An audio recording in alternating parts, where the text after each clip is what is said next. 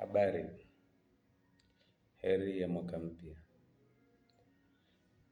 Nitumie fursa hii kumshukuru Mwenyezi Mungu kwa kutufikisha mwaka 2026.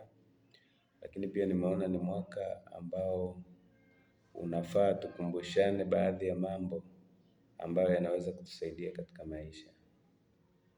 Mambo baadhi ni kama namna ya kuendesha maisha, kukumbushana namna ya kujiendeleza kiuchumi, kiroho, namna ya kuishi maisha ya kujitegemea. Ila leo nimependa nianze na kipengele kidogo,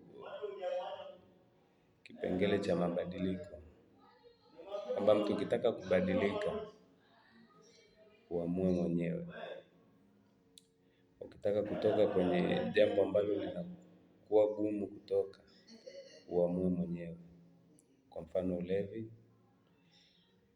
kiasi kwenye umaskini, kwamba kwenye umaskini kama umeamua kubadilika kutoka kwenye umaskini, kubali kujishughulisha, kubali kuwa busy na kazi zako, kuwa busy na mambo yako, kuwa busy na watu ambao wamefanikiwa ili na wewe uweze kufuata njia zao. Leo nakukumbusha kwamba kubadilika kunaanza na wewe. Unaanzaje? Wewe unaamua.